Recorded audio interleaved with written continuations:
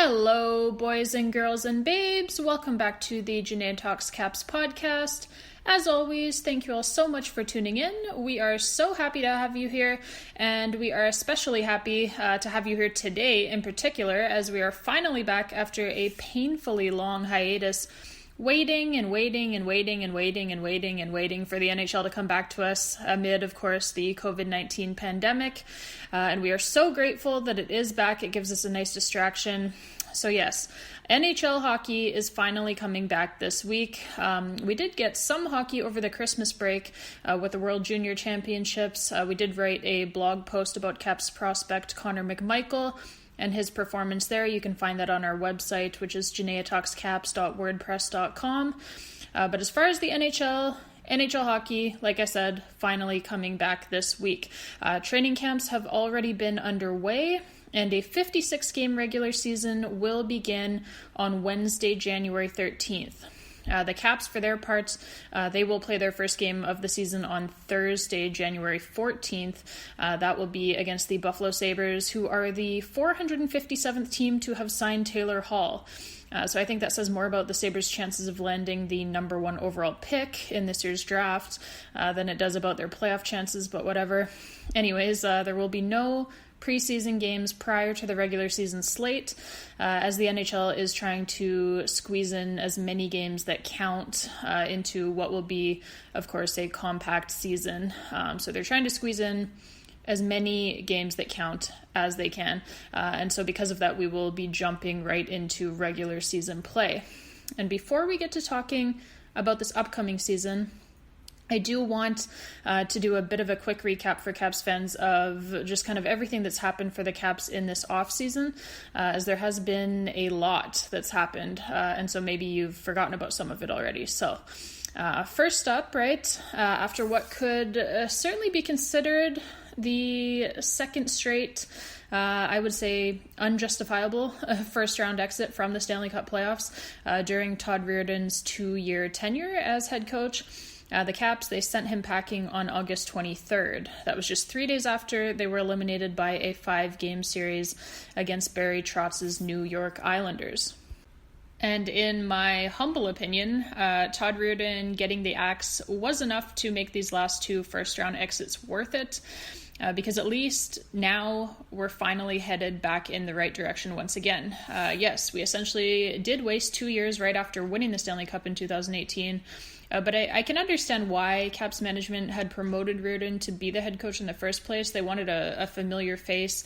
Reirden, obviously, he was an associate coach on Barry Trotz's staff during that 2018 Cup run, and he was with the team for 3 seasons before that one as well. So he had helped to mold that Cup-winning team, and Caps management, they wanted the team to continue with the same system of play and the same attitudes that they had under Barry Trotz, even though Trotz was no longer there.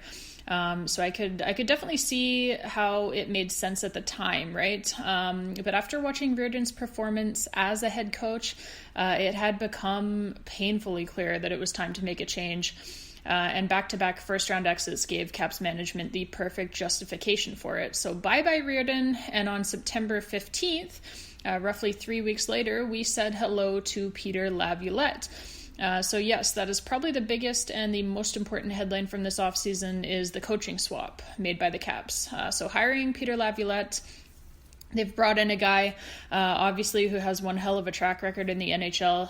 He's an experienced head coach. He's brought all 3 teams that he's coached to the Stanley Cup final, winning it all with the Carolina Hurricanes in 2006. And he is only the 4th coach in NHL history to lead 3 different teams to the Stanley Cup final. So, he's passionate, he's aggressive in his approach to the game, he holds players accountable, he's very well respected, all things that Todd Reirden largely is not. I'd seen grandmothers in the produce section at the grocery store getting more passionate about finding a really good yam than Reirden was when the Caps were getting fucked in the ass by the refs in a big game. So he was really not someone who you wanted to go into battle with, Todd Reirden. Peter Laviolette, on the other hand, Definitely is. And we will get more into how his coaching is going to have an effect on this team later on in this episode. But for now, let's continue the offseason recap because there is a lot to talk about. There was a lot that happened this offseason. So, a swap at the head coach position for the Caps. Reed Cashman as well. He will not be back as the defensive coach. Laviolette has brought in his longtime right-hand man, Kevin McCarthy, to run the defense. So given that the Caps defense had resembled a dumpster fire under Reed Cashman, this is obviously a very good thing that he will not be back. And Kevin McCarthy as well, he's a great coach. He was with Peter Laviolette in Carolina, in Philadelphia, and in Nashville. So he and Laviolette have had a ton of success together. And speaking of the Caps' utterly shitty defense last season, management made it a point to totally revamp it during this offseason. So the Caps have made a ton of moves and a ton of improvements on the back end, and we're going to run through them all here. So first up, in a very important move, they were able to re-sign last season's big trade deadline acquisition defenseman Brendan Dillon. We know, obviously, what Dillon brings. He's a top four and usually a top pairing defenseman. He's big, he's mean, he hits hard, and he clears the front of the net. He plays a very responsible defensive game with very few mistakes. That is something that this Caps team desperately needed, I would say, last season prior to the trade deadline. So that's why they went out and got Brendan Dillon. He is what you would call a shutdown defender, playing against the opposition's top players, taking the majority of starts in the defensive zone, blocking shots, and just generally shutting down the opposition. So he's also a guy who makes a great first pass out of the zone, so he helps the Caps get the puck out quickly as well, and get back to what they do best, which is offense. And in addition to that, he's just, he's a great guy, and a great teammate, someone who everyone wants to have on their team. So the Caps, they were able to re-sign him to a 4-year contract at a cap hit of under $4 million a year, which is a bargain. But it was also rather expected, as Dillon had not been shy about the fact that he wanted to remain a Washington Capital. And so that re-signing really kicked off what would be a tremendously busy offseason on the Washington Capitals blue line. They would also re-sign top penalty killer Jonas Siegenthaler, and then they would go out and sign former Penguins defenseman Justin Schultz, who won the Stanley Cup with them in both 2016 and 2017, and he played a large part in both of those Cup wins. And then they would also sign defenseman Trevor Van Riemsdyk, formerly of the Carolina Hurricanes, and defenseman Zdeno Chara as well. Zdeno Chara, who obviously really needs no introduction. And then they also signed defenseman Paul Ledoux for depth as well, which, if you ask me, is a really good under-the-radar signing that could pay dividends, especially in a very compressed season where there are bound to be more injuries than usual, on account really of just pure exhaustion. Lots of back-to-back games this season coming up. And in addition to that, they also signed depth defenseman Cameron Schilling, who you may remember, he was a member of the organization before. Then he went to explore elsewhere, and now he has come back home again. So he was always a very serviceable depth defenseman, so that's a good move as well. And then they re-signed 2016 first-round pick Lucas Johansson as well. He just turned 23 in November. So we're going to look at this defensive depth that the Caps now boast just a little bit later on in this episode, because it is very impressive depth. But first, there were a few adds to the forward group as well. So the most notable was the signing of former Penguins forward Connor Sheary, who won the Cup with them both in 2016 and 2017, and again played a big part in both of those Cup wins, just like Justin Schultz did. So you may be sensing a bit of a pattern here with the Penguins players. The Caps, obviously, they've faced the Penguins in the playoffs a number of times, as well as just, playing them a number of times throughout the season. They are and have been division rivals for quite a long time. So the Caps had obviously had a real good up close look at both of those guys in the playoffs and over the course of multiple seasons, and they liked what they saw. So in addition to Connor Sheary, they were also able to re-sign forward Daniel Sprong, who they had acquired at last season's trade deadline. Sprong, another former Penguin who had spent some time playing on Sidney Crosby's wing. He's a great add and a great keep as well. So we'll get into him a little more later as well. And then they also signed Daniel Carr and re-signed Shane Garsick and Brian Pinho. So a lot of depth moves up front. But that's what you would expect from a team that rightfully, has their top six set entirely in stone. If it ain't broke, don't fix it. So the Caps, obviously, they were the second highest scoring team in the league last season, largely because of that top six. So no need really to change anything there. And the Caps also signed 2020 first-round pick Hendrix Lapierre to a 3-year entry-level contract, which is relevant because he was then invited to training camp. So he's an extremely talented player. And then lastly, moving to the goaltending position, we know, of course, that the Caps chose not to re-sign longtime starter Braden Holtby, choosing instead to spend that money elsewhere and hand over the reins to the uber-talented 23-year-old Ilya Samsonov. So Samsonov, he will be the starter, that's a given. But the Caps were in search of a veteran backup for him, and they seemingly found the perfect fit when they signed longtime New York Rangers goalie and overall legend, really, Henrik Lundqvist to a 1-year deal. Now, we were all very excited about it, including Lundqvist himself, as well as every Capitals player.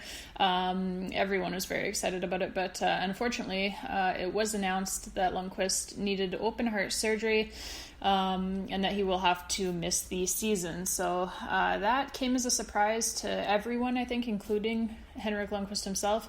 So that's a tough break for the Caps, and an even tougher break for Lundqvist, and obviously it goes without saying, but we're wishing him all the best in his recovery and in his overall health as well. So they did already do the surgery, and apparently it went well, so that's great news. So that's pretty much all we know at this point, is that they did the surgery and that it seems to have gone well. So, like I said, great news, and continued healing vibes being sent to the man they call the King. Since it did not work out with Lundqvist, the Caps instead went out and signed veteran Craig Anderson to a professional tryout agreement. And personally, I think he would be a very capable backup to Samsonov as well. I don't like it as much as I like the Lundqvist move, but then again, I don't think I'd like anything really as much as I like the Lundqvist move. But Anderson, he's been a very good goalie for a very long time. He's been a starter in the league. He's been in the playoffs, and although he's obviously on the back nine of his career at this point, I do very much like the idea of having a veteran backup for Samsonov at this point in his career. So I like the idea of having that veteran guy around, someone that he can lean on for more than just the on-ice stuff, right? And Anderson certainly fits that bill. The other options, though talented, obviously, are all significantly younger and less experienced than Anderson. So we'll just kind of run through them here. So there's Vitek Vanacek, who he probably has the highest ceiling of all of them. Extremely talented, and he will, at the very least, start the season as Samsonov's backup. That was just announced earlier today, but we will get into that a little more in just a bit here, because the season is also going to be different than other seasons in more than one way, and one of those ways is going to be what the NHL is referring to as taxi squads. So we'll get into that, like I said, in just a bit here. And then there's Phoenix Copley as well, who we know well, and with whom we know what we'd be getting in Phoenix Copley. He's a very reliable option, no flash or dazzle really, but very reliable, which is sometimes that's all you want from a backup goalie, right? And then there's Zach Fucale as well, a former top-rated prospect originally drafted by the Montreal Canadiens in 2013. So the Caps have options, but heading into training camp, I definitely would have given the inside edge to Vanacek and Anderson. And based on based on today's announcement. I don't know if you guys have seen it yet, but it does appear that that prophecy has come to fruition. But again, we'll get into that. So we're going to talk about the roster and the NHL lineup and the taxi squad and who's been placed on waivers and all of that in just a bit here. So there's a lot to cover today. It's a big day. It's an exciting day. Hockey is coming. So that, as far as the offseason recap, that pretty much wraps it up. Those were the moves that the Caps had made. Like I said, there was a lot that took place in this offseason. And so we'll look now at what is in store for this upcoming season. Well, why don't we start with the coaching philosophy, right? So this is Peter Laviolette's team now, and you can bet that Peter Laviolette's team is going to look different than Todd Reirden's team. And if you're a Caps fan, that is probably very welcome news. For one thing, they're going to be a lot more aggressive all over the ice. They're going to force the issue all over the ice. They're going to be in your face. That's kind of something that we've been begging for the Caps to get back to ever since Barry Trotz left, but it just was not there under Todd Reirden. So with Todd Reirden, his calm and somewhat aloof personality kind of rubbed off a bit too much on our Washington Capitals, and it was evident in their play on the ice. So expect them to get back to playing hard-hitting, in-your-face, mean Capitals hockey under Peter Laviolette. Expect them to be the aggressor. Expect them to dictate what's going to happen in games rather than waiting for the game to come to them. And on defense, I expect them to be a lot better under Laviolette. Laviolette's teams historically are always very detail-oriented, very responsible, very accountable. They know where they're supposed to be at all times on the ice in the defensive zone. So for the Caps, under Todd Reirden, it was often a fire drill in the defensive zone. So you can definitely expect that to change now under Laviolette. And the good thing is the Caps definitely have the roster to play the aggressive, in-your-face, mean style of hockey that Laviolette likes to play. They have big bodies and big guns on offense. This is not a roster that gets intimidated by anybody. So roster-wise, looking up and down the lineup, here's how I expect things to pan out. So, I think you'll obviously see the usual top six forward group of Alex Ovechkin, Nicklas Backstrom, Evgeny Kuznetsov, TJ Oshie, Jakub Vrana, and Tom Wilson. And why wouldn't you, right? Like I mentioned earlier, you don't fix what's not broken. Laviolette has tried out two different combinations of that group of six during his first training camp as Capitals coach, and both combinations should sound very familiar. For the first few days of camp, Laviolette was running top two lines of Ovechkin, Kuznetsov, and Wilson, and then Vrana, Backstrom, and Oshie. So obviously those are the lines that won the Caps the Stanley Cup in 2018. And then for the next few days of camp, he's tried out the combinations of Ovechkin, Backstrom, and Oshie, and then Vrana, Kuznetsov, and Wilson. So also very familiar to us Caps fans.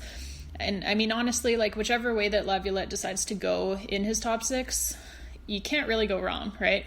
There were no wrong choices among those six players. All of them are studs, and all of them work extremely well together. So then we move to the part of the lineup that was a little bit more in flux, if you will. Not too in flux, as there was only really a couple of spots in question, both up front and on defense. And we could certainly make educated guesses as to who was going to get them, but it's more about what the lines will be, who the defense partners will be, etc., right? And there's a lot of options, so this lineup has great versatility. So here's what we know so far. Today, the Caps made several cuts, assigning some younger players back to their respective junior clubs and placing the overage guys on waivers. So all told, 6 players have already been assigned back to their junior clubs.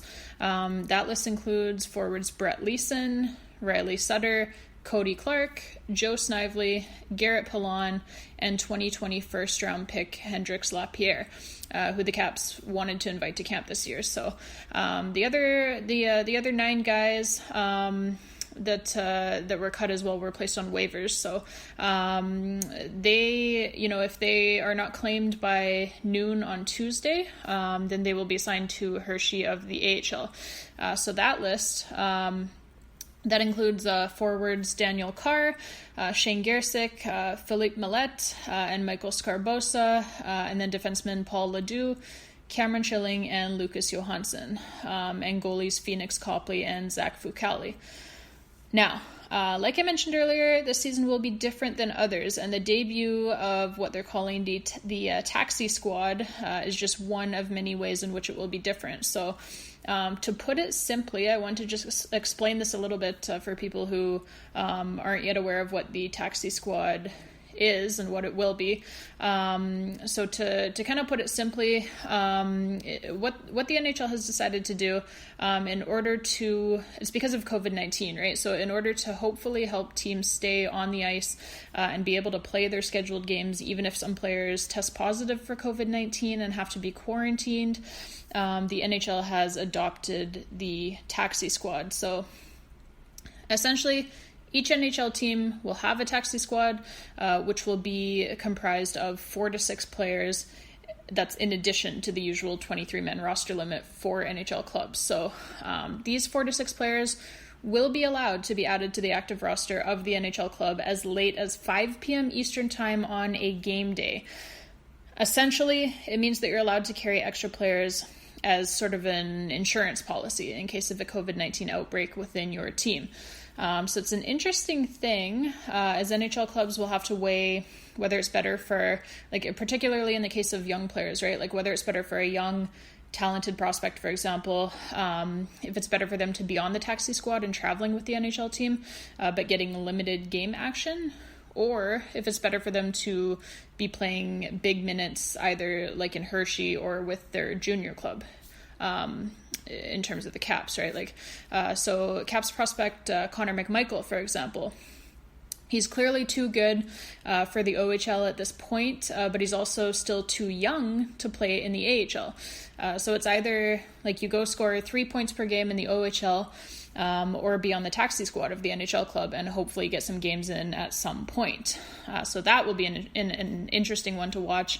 You're basically weighing the benefits of NHL exposure and the fact that this kid is talented and could actually help you should one of your regulars go down with injury, versus letting him play a ton of minutes in a league that he's too good for and taking a far less talented player for your taxi squad. So it's a conundrum really that many NHL clubs are going to be facing with their top prospects right now.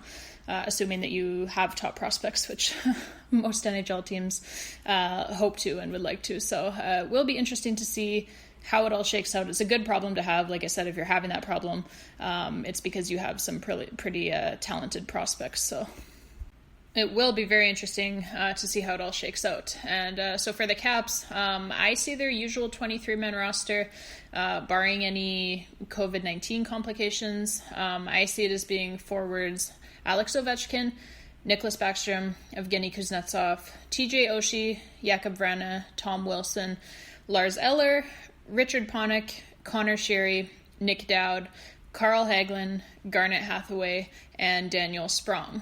So 13 forwards. And then defensemen John Carlson, Dmitry Orlov, Brendan Dillon, Justin Schultz, Zdeno Chara, God, that's fun to say, Nick Jensen, Trevor Van Riemsdyk, and Jonas Siegenthaler. So 8 defensemen. Now, we said that we were going to touch a bit on the Caps' defensive depth here now after a slew of off-season moves. And I mean, just look at that list. Look at those names. Those are 8 legitimate NHL defensemen. And the Caps, by the way, they still have another one in youngster Martin Feravari, who has already proven that he's ready for the NHL as well. So he might start in Hershey because he's waiver exempt, or he might be on the taxi squad. We'll see what happens there. But don't forget as well, like the Caps still have Michael Kempny, right, who was John Carlson's partner on the top pairing during the Capitals Stanley Cup run and win. So he's a great player. He's on the injured reserve right now. So the depth in this organization is insane right now. A lot of organizations don't even have 6 legitimate NHL defensemen to fill out their lineup on a nightly basis. The Caps, they have 9 available to them right now, obviously not including Michael Kempny. So 9 bona fide, reliable NHL defenseman. And I mean, like Zdeno Chara, he spent last season playing on the top pairing of the NHL's President's Trophy winner. He logged over 20 minutes a game for the Bruins last season, and he's going to be playing on the third pairing for the Caps, as Dmitry Orlov and Brendan Dillon are both ahead of him on the left side. So Jonas Siegenthaler as well, who is a proven, legitimate NHL defenseman, and he's the team's best penalty killer as well. He likely won't even be getting a jersey on most nights, so that is insane NHL depth that most teams would kill for. So a great problem to have. And as I touched on, the Caps also made a number of depth signings for the blue line to guard against injuries as well. Very smart during a pandemic season. So guys like Paul Ledoux and Cameron Schilling, re-signing Lucas Johansson. They still have a number of very good prospects available to play for them at some point as well, including top prospect Alex Alexeyev. So their blue line depth is insane right now. A complete reversal of what we saw last season. But then, that's what general manager Brian McClellan does. He sees a problem and he fixes it. He doesn't waste any time. So he's very good at it. And then on the goaltending front, as I hinted at earlier, the Caps announced earlier today that Vitek Vanacek will begin the season as Ilya Samsonov's backup. So veteran Craig Anderson, he will be assigned to the taxi squad. And, I like this a lot, as you have a bit of a security blanket there in Anderson, but it gives a talented young guy like Vanacek an opportunity to play some NHL games and show what he can do. Vanacek and Samsonov as well, they have a lot of familiarity with one another. They were goaltending partners in Hershey. They're great friends. They get along great. So it should be a seamless transition for Vanacek in Washington. He's also best buddies with fellow Czech Republic native Jakub Vrana, so that will help as well. So if I had to guess right now, this is what the NHL lineup will look like. We know what the top six forward group is going to be. Whether Ovechkin is playing with Backstrom or with Kuznetsov, who his right winger is, none of that really matters. Any combination, like I said, of those six players is going to be deadly for the opposition. And with the bottom six forward group as well, obviously there are some staples. Lars Eller is the third line center, Nick Dowd is the fourth line center, and Garnet Hathaway is his right winger. These things we know for sure. So where you could see some movement is on the third line wings and at fourth line left wing. So there's a number of good options. It's just really which combinations have chemistry and which combinations does Laviolette like once he's had a chance to try out some different things. So Richard Panik is a lot more effective on his natural left side than he is on the right side. So I'd certainly like to see him on the left wing. And he and Carl Hagelin are pretty much interchangeable on those third and fourth line left wings. They both kind of bring different things. So depending on the opponent or the circumstance within a game, maybe you flip-flop them. They both have proven to have chemistry with both Lars Eller and Nick Dowd. So it shouldn't really matter how you line them up. However, the fourth line of Panik, Dowd, and Hathaway was pretty electric at the end of last season when Panik came back from injury. So maybe you start off with that. And then the other spot that's open in the bottom six is third line right wing. So there was essentially two guys fighting for that spot through training camp, that being Connor Sheary and Daniel Sprong. And they've both obviously made the team, so it's just about how Laviolette lines them up. Sheary, for his part, he's proven that he can provide offense, and he has won 2 Stanley Cups. Sprong, he's 5 years younger than Sheary, but he's shown a lot of offensive upside as well at just 23 years of age. And then the other, maybe dark horse option for the third line would be Caps prospect Connor McMichael, who just finished a hell of a showing for Team Canada at the World Junior Championship, piling up 8 points in 7 games. He was a late add to Caps training camp after finishing up at the World Juniors on January 5th, so he had to quarantine first, of course, and so he didn't actually get on the ice with the Caps during camp, but he's there now, and it's not as if he hasn't been playing hockey. He was just doing it in Alberta, Canada, rather than in Washington, D.C., so McMichael's a natural center who has proven that he is very effective on the wing as well. So it will be interesting to see what happens. I think all three of those guys are great options, frankly, and it'll probably just be, like I said, about kind of who's playing the best in Laviolette's eyes. And then on defense, Laviolette, he has really shaken up the pairings a bit from what we're used to, trying out what could only really be referred to as a high-octane pairing of John Carlson with Dmitry Orlov throughout training camp. So, man, that would be one hell of a fun pairing to watch, and Laviolette seems to like it, so it appears, at least for now, that's what we will be starting the season with. So I don't think the opposition will ever have the puck at all for as long as those two are on the ice together.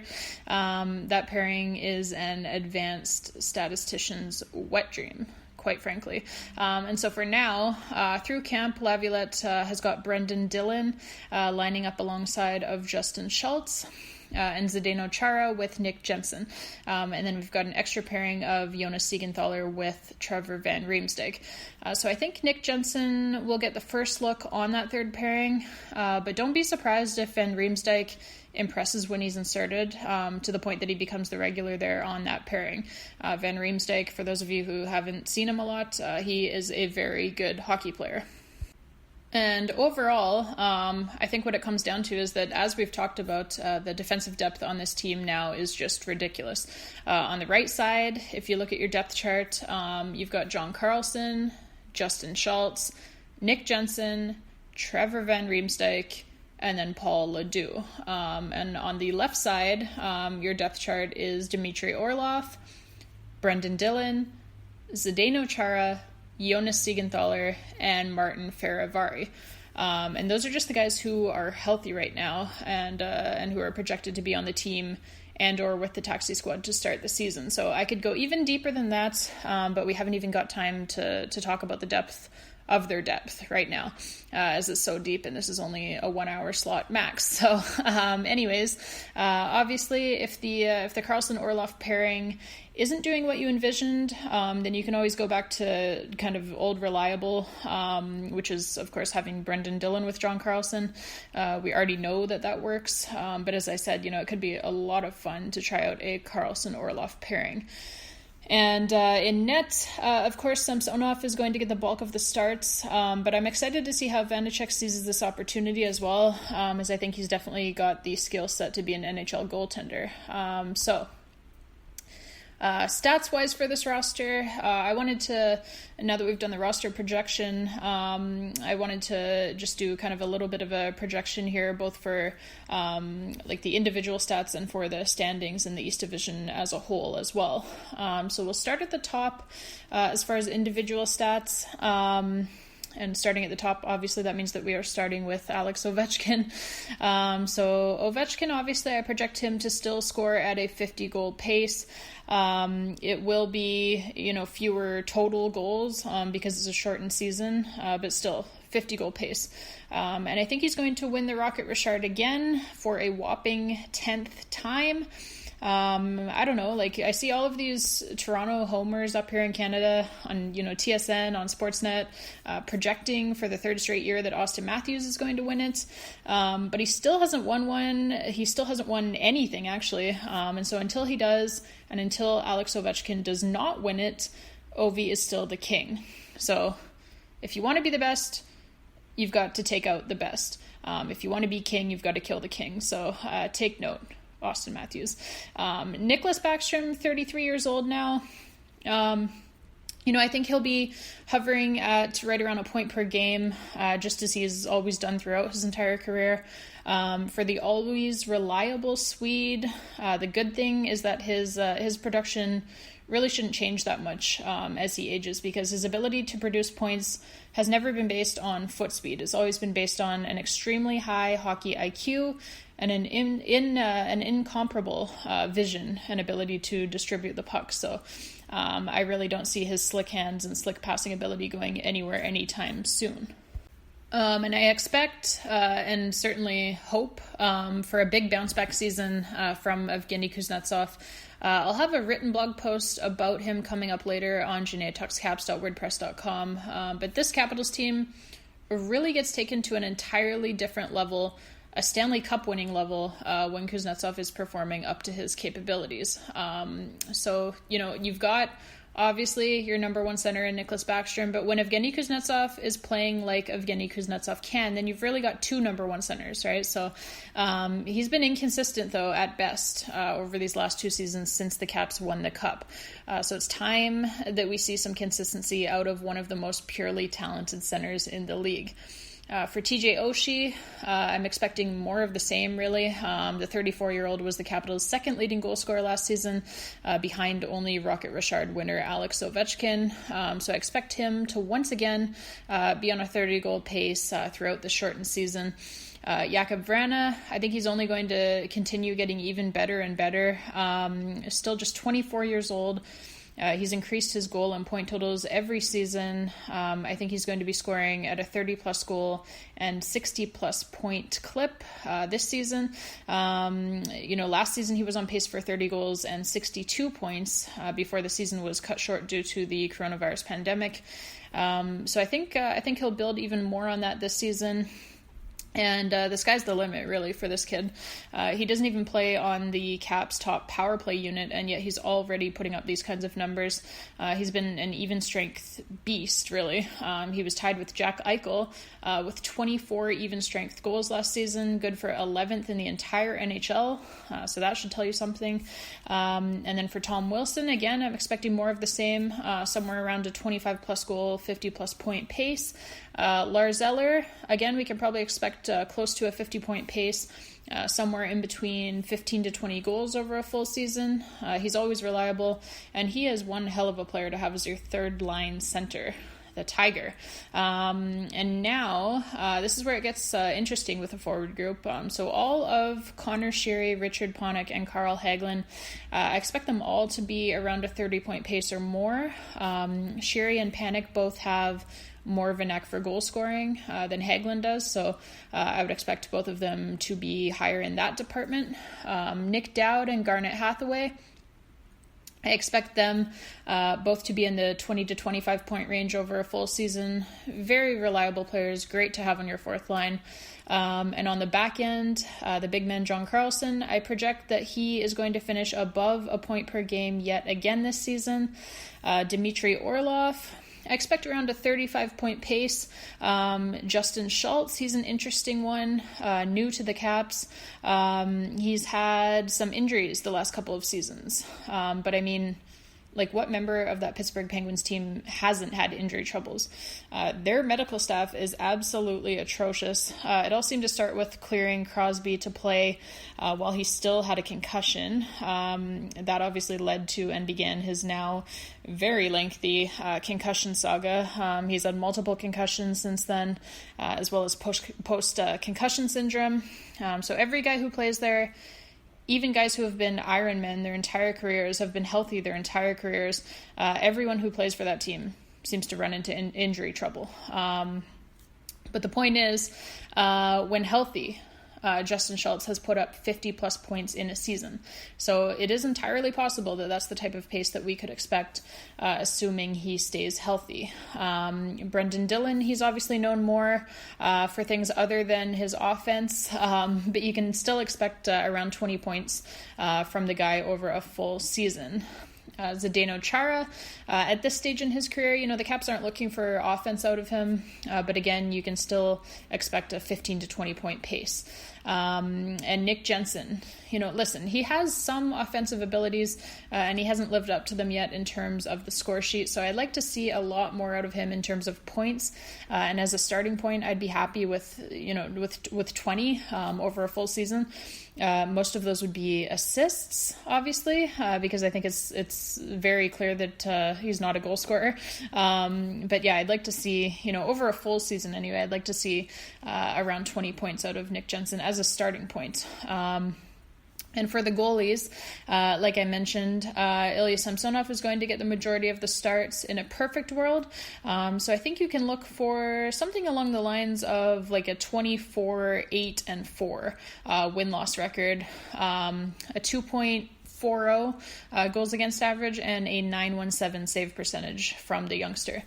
For Vitek Vanacek, if we're assuming that he gets around 20 games of the 56 game schedule this season, then I think you can expect something around a 12-5-3 win-loss record, a 2.75 goals against average, and a .909 save percentage. I think he's going to do just fine in his first crack at NHL action, and the potency of Washington's offense and ability to simply outscore the opposition should help his win totals as well.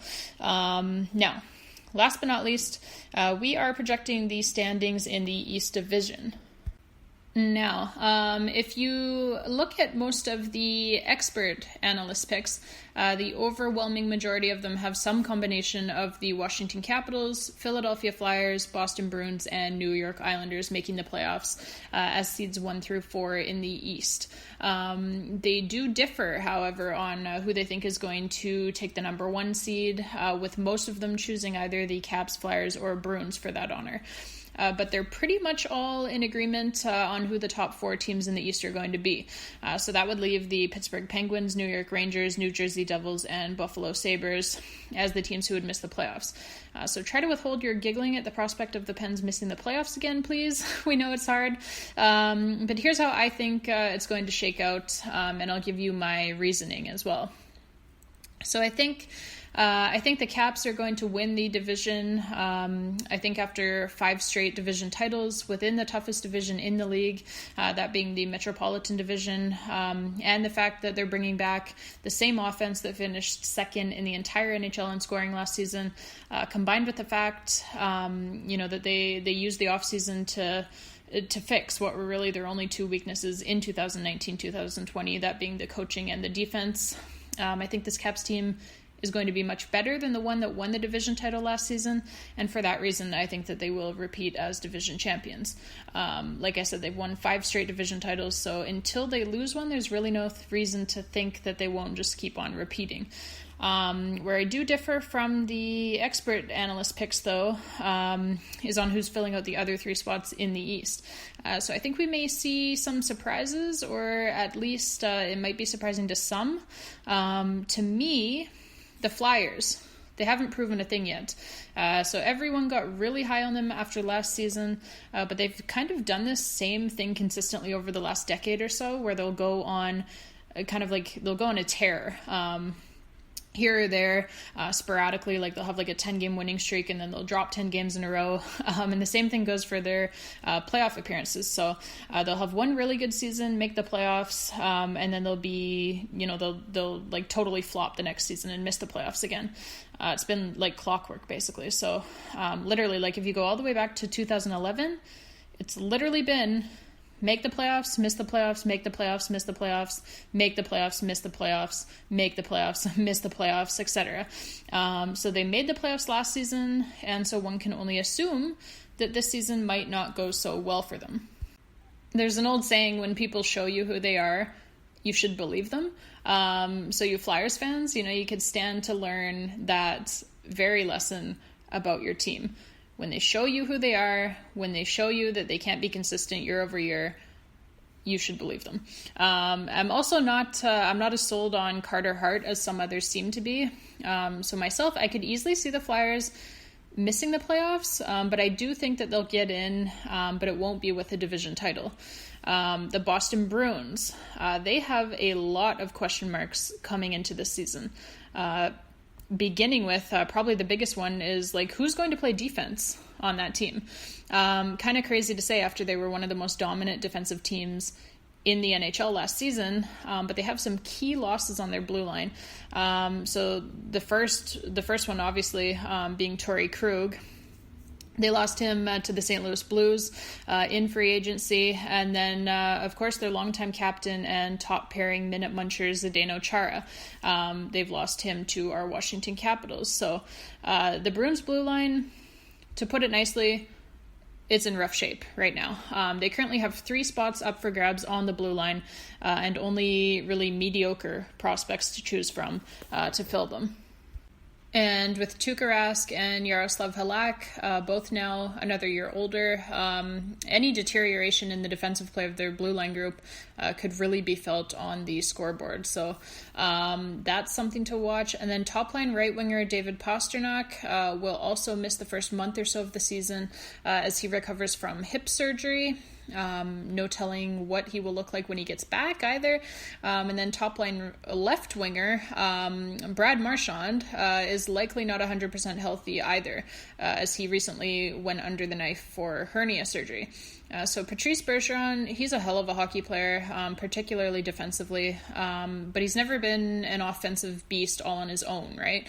He needs good wingers in order to really be effective on offense. So he's also another year older as well. He can't really carry his line mates. They have to be able to pull their own weight. So the Bruins, they don't really have any great or even good options for a Pastrnak replacement, even in the short term. Never mind if he's not himself when he does return to the lineup. Secondary scoring, it's always been a major problem for the Bruins. If whoever is beginning the season on Bergeron's line can't vastly exceed expectations, then the Bruins are going to be in serious trouble almost immediately, almost from the puck drop on the season. So especially with a depleted defense, they need to be able to score goals. And given that the Marchand, Bergeron, Pastrnak line normally accounts for the majority of the Bruins' goals, while the rest of the team contributes practically nothing, this could get ugly. It has that potential. So overall, I do think the Bruins will still make the playoffs this season, but it will not be as a powerhouse. And now, the team that I think is going to surprise a lot of people this season, that being the New York Rangers. Now, listen, yes, the King Henrik era has come to an end in NYC, but they've got one hell of a rookie netminder in Igor Shesterkin, and they've still got Alexander Georgiev as backup as well. They've got a talented and young defensive group who is only going to get better as the season is played, and they've got an electrifying forward group headlined by Hart Trophy finalist Artemi Panarin, Mika Zibanejad, who Caps fans should remember as the douchebag who scored 5 goals in a single game against us last season, and first overall pick Alexis Lafreniere, etc., etc., etc. So their forward group, though still young, is quite impressive. And I really think that this team is going to skip a few steps in the rebuilding process and surprise some people as early as this year. I do think it will be this year. So it won't be perfect for the Rangers. You know, it won't be a defensive Picasso, but they should be able to score enough goals to make up for any defensive growing pains with their young players. So this is where I differ from most analysts on my picks for the East Division, as I think the Rangers will be in and Barry Trotz's New York Islanders will be out. The Islanders, though obviously extremely well coached, just don't really have the offensive firepower to cut it in this division. If the Isles aren't executing perfectly every single night, because that's really what they have to do. They have to play perfect hockey. They have to play a perfect game in order to get the win, because they just, like I said, they don't have the offensive firepower. So, if the Isles aren't executing perfectly every night, then they aren't making the playoffs. So overall, my East Division standings are number 1, Washington Capitals, number 2, Philadelphia Flyers, number 3, New York Rangers, and number 4, Boston Bruins. So that would be the New York Islanders, New Jersey Devils, Buffalo Sabres, as per usual, and Pittsburgh Penguins missing the playoffs. So you can feel free to giggle now at the Penguins' expense. But anyways, there you have it, folks. That's a wrap on our special season preview episode. We hope you enjoyed it, and thank you all again so much for listening to us today. It's great to be back. And if you haven't already done so, don't forget to subscribe to our podcast. You can find us pretty much anywhere. We are on Apple Podcasts, we're on Spotify, Google Podcasts, iHeartRadio, Stitcher, TuneIn, Podcast Addict. So pretty much, like I said, anywhere and everywhere that you would get your podcast from, we are on there. So subscribe, share us with your family and your friends and your fellow Caps fans, your fellow hockey fans in general as well. And be sure to tune in all season long as we follow along with what's sure to be a wild ride through this shortened NHL season. It's going to come at you hard and fast, so be ready for it. And until next time, babes, stay classy, stay healthy, stay safe, and let's go Caps.